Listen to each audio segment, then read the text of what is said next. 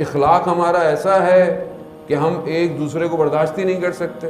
کوئی ذرا سا کام کر رہا ہو اسے ٹانگ کھینچ دیتے, کوئی ذرا سا وہ ہو فلانا. دا بیسٹ پروفیشن ہمارے ہاں علماء کی برائیاں کرو, کمیونٹی کی یہ کرو وہ کرو, یہ بیسٹ پروفیشن. جہاں بیٹھے ہوتے ہیں ہمارا یہی کام ہوتا ہے, کیونکہ ہم تو سب سے اچھے ہیں, ہماری تو کوئی برائی ہی نہیں ہے, دوسروں میں برائیاں ہیں. وہ اس میں برائی, نوح خان میں برائی ہے. بیسٹ کام ہے, سستا کام ہے یہ. چائے پیو, برائی کرو, اڑ جاؤ. یہ کردار ہے اسلامی. ملا مہدی ناراکی جنہوں نے کتاب جامع السادات اخلاق پر مبنی کتاب لکھی. ملا احمد ناراکی کے والد, کہ جو کتاب جامع سعادات ہم نے سب نے اکثر لوگوں نے پڑھی ہو, نہیں تو پڑھیں, اخلاق کی بک ہے. پرشین میں, اردو میں, انگلش میں بھی آئی تھنک ٹرانسلیشن ہے اس کا. اصل کتاب تھی جامع السعادات عربک میں, یہ اس کا خلاصہ ہے معراج السعادہ. وہ جب کتاب انہوں نے لکھی تو وہ کتاب بہت فیمس ہوئی حوزے کے اندر. نجف میں بھی وہ کتاب بہت فیمس تھی. یہ جب زیارت پہ نجف گئے تو اسکالرز, علماء ان سے ملنے آئے کہ آپ نے اتنی اچھی کتاب لکھی ہے, ہم آپ سے ملنے آئے. اگر کوئی ملنے نہیں آیا تو ایک عالم ملنے نہیں آیا. وہ کون تھا؟ سید مہدی بحر العلوم. تو انہوں نے کہا کہ میں خود ان سے ملنے جاتا ہوں. تو جو شاگرد ہوتے ہیں وہ زیادہ گرم ہوتے ہیں, کہہ رہے چھوڑیے وہ نہیں ہے, آپ کہاں جا رہے ہیں؟ کہتے ہیں نہیں, وہ عالم سید بزرگوار ہیں, میں خود ان کے پاس. یہ ان کے پاس گئے, وہ درس دے رہے تھے, یہ آگے بیٹھے, درس ختم ہوا, جیسے لوگوں سے ملتے ہیں ان سے ملے اور چلے گئے. کوئی بہت زیادہ توجہ نہیں دی, ان کو ویلیو نہیں دی بہت زیادہ. کچھ دن گزرے, انہوں نے کہا کہ میں دوبارہ جاتا ہوں. تو پھر لوگوں نے کہا کیا کر رہے ہیں, پہلے ایک دفعہ تو ہو کے آئے ہیں آپ, why you are going again? کہتے ہیں کوئی مسئلہ نہیں, وہ سید ہیں, وہ بزرگوار ہیں. پھر گئے, پھر بھی انہوں نے ویسے کیا, درس دیا, درس ختم ہوا, ہاتھ ملایا, چلے گئے, کوئی زیادہ انٹریکشن نہیں کی. یہ گئے زیارتوں پہ, کاظمین, سامرا, کربلا, بلد سب کر کے آئے, دوبارہ نجف. تو پھر انہوں نے کہا کہ اب میں تو واپس جا رہا ہوں, تو میں ایک دفعہ اور ان کی زیارت پہ جاتا ہوں. لوگوں نے کہا مولانا بس کر دیجئے, کتنے اپنے نفس کو گرائیں گے, کتنا اپنے آپ کو نیچے رکھیں گے, آپ ملنے جا رہے ہیں. کہا کوئی مسئلہ نہیں ہے. جیسے ہی یہ نکلے, یہ خبر جب سید کو پہنچی, سید بغیر چپل کے گلی میں دوڑتے ہوئے آئے اور ان کو ریسیو کیا اور لے کر گئے اور بٹھایا. اور پھر ان سے کہا آپ پوچھیں گے نہیں, میں نے 2 دفعہ آپ آئے, میں نے آپ کو صحیح طرح توجہ نہیں دی. کہا نہیں, آپ بزرگوار ہیں. کہا اصل میں دیکھنا چاہتا تھا کہ جو اخلاق کی کتاب آپ نے لکھی ہے وہ اخلاق آپ کے اندر بھی پایا جاتا ہے کہ نہیں جاتا. خوب یہ اخلاق ہے. ہم اتنی کتابیں, اتنی مجلسیں, اتنے لیکچر بعضوں کا سنتے ہیں اور اخلاق ہمارا وہیں کا وہیں ہے. دیکھیں دنیا محدود ہے, لمیٹڈ ہے یہ دنیا. یہ جو ناراضگیاں ہیں, یہ جو ایک دوسرے سے آگے بڑھنے کی خواہشات ہیں, برتریاں ہیں, اٹس ویری لمیٹڈ. اس تھوڑی سی دنیا کی خاطر ہم اپنی جہنم کو بھڑکا رہے ہیں, اپنی قبر کو جو ہے وہ عذاب میں اس کو ڈال رہے ہیں. کیا کر, اگر مسئلہ ہے, اگر کسی نے کچھ کہہ دیا تو کوئی بات نہیں. ہم رحمت للعالمین کے ماننے والے ہیں. انہوں نے جنہوں نے ان کے اوپر ظلم اور ستم کیے تھے ان کو انہوں نے معاف کر دیا.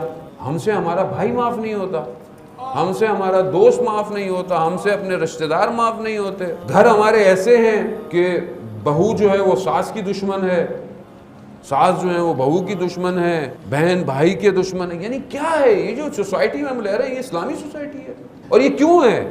کیونکہ اس سوسائٹی پر قرآن کی حکومت نہیں, میڈیا کی حکومت ہے. اور وہ ڈرامے دیکھنے کی وجہ سے وہ آپ سمجھتے ہیں کچھ نہیں ہوتا, اصل میں گریجولی میڈیا آپ کے لاشعور کو ہٹ کرتا ہے. جو کریکٹر میڈیا دکھا رہا ہے وہ حلال اور حرام ختم ہو چکا ہے. ہم سمجھتے ہیں کہ یہ نہیں, دشمن کا پہلا کام ہی یہی ہے کہ ذہنوں کو نجس کرو. جب ذہن نجس ہو جائیں گے, فکریں آلودہ ہو جائیں گی, تو یہ کہاں امام کو پہچانیں گے؟ یہ گھر کیسے تباہ ہوں گے؟ یہ ایسے ہی تباہ ہوئے ہیں. یہ نیٹ فلکس کی سیریز, یہ ڈرامے, یہ سب کیا کریں, کچھ نہیں ہوتا. ایک نگاہ نامحرم انسان کو صدیوں کے فاصلے پہ پھینک دیتی ہے. ایک نگاہ, یہ آلودہ کرتے ہیں اور پھر اس کے بعد اپنا کام کرتے ہیں.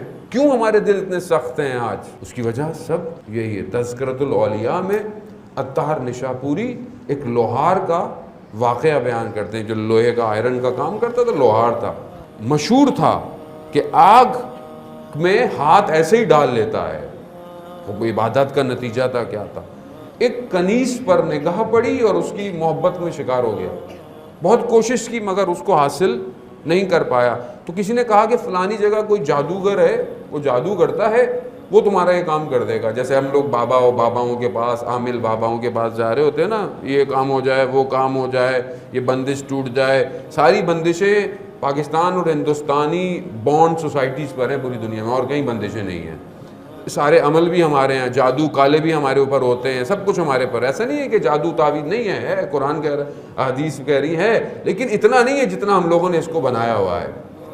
وہ جادوگر کے پاس گیا اور اس کو بولا کہ بھائی یہ، اس نے کوشش کی، جو بھی اس کا طریقہ تھا، اس نے بولا میرا کام نہیں ہو رہا تمہارے اوپر۔ کہا کیوں؟ کہا تم کوئی اچھا کام کرتے ہو، نماز پڑھتے ہو؟ کہتا ہاں میں نماز پڑھتا ہوں، میں یہ کرتا ہوں۔ کہتا ہے 40 دن نماز نہیں پڑھو، کوئی اچھا کام نہیں کرو، پھر میرے پاس آؤ، کیونکہ میرا جادو کام نہیں کر رہا۔ دیکھا آپ نے، یعنی پہلے نجاست دور ہو یہ عبادت سے، پھر اس کے اوپر دشمن کام کرتا ہے۔ جب ہم رات کو بیٹھتے رہتے ہیں میڈیا کے آگے، صبح فجر کی نماز قضا کیوں ہو جاتی ہے؟ کیونکہ قلب جو ہے وہ سیاہ ہو جاتا ہے کسی چیز کی وجہ سے، بوجھ ہے، وزن ہے میرے اوپر، میرے اعمال کا۔ میں بیٹھتا ہوں، مجھے پتہ ہی نہیں ہے میں نے کتنی غیبتیں کی، کتنے دل دکھائے، اور وہ بھاری پن سے مجھے کون فجر میں اٹھائے گا؟ کون میرے بدن کو کوئی نہیں اٹھے گا، روح بھاری ہوئی ہے اس وقت۔ خیر وہ گیا، 40 ڈیز اس نے کوئی نماز نہیں پڑھی، کچھ نہیں کیا، واپس آیا، اس نے پھر اپنا کوئی کیا عمل، دیکھا پھر کام نہیں کر رہا۔ کہا کہ تم نے کوئی کام نہیں؟ کہا میں نے نماز پڑھی، کہا کوئی تو نیکی کی ہوگی، کچھ تو کیا ہوگا، میرا عمل کام نہیں کر رہا تمہارے اوپر۔ کہا جب میں تمہارے پاس آ رہا تھا تو رستے میں ایک پتھر پڑا ہوا تھا، میں نے پاؤں سے اس پتھر کو سائڈ پہ کر دیا کہ کوئی گر نہ جائے۔ وہ جادوگر کھڑا ہو گیا اپنی جگہ سے، کہا یہاں سے اٹھ کے چلے جاؤ۔ کہا کیوں؟ کہا 40 دن تم نے نماز نہیں پڑھی، عبادت نہیں کی، پھر بھی تمہارا خدا تمہارے قدموں سے تمہیں بچا رہا ہے، قدموں سے بچا رہا، وہ رحمان رحیم۔ یہ ہم لوگ کیوں بعض اوقات ایک نیکی خدا کے قریب کر دیتی ہے۔ کسی بھی حدیث ہے، کسی نیکی کو چھوٹا مت سمجھو، یہی خدا کو پسند آ جائے۔ کسی سائل کو خالیات مت بھیجو، کیا پتہ یہ سائل اللہ کا بھیجا ہوا امتحان ہو تمہارے لیے۔ اور کسی گناہ کو چھوٹا مت سمجھو، کہیں یہی گناہ تمہیں جکڑ نہ لے۔